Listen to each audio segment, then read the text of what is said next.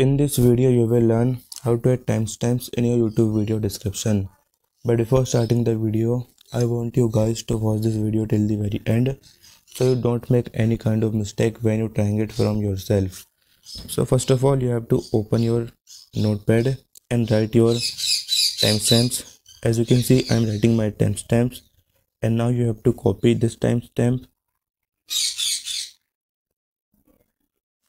After that, you have to open your YT Studio and select a video which you want to add timestamps. Let's say I want to add timestamps in this video.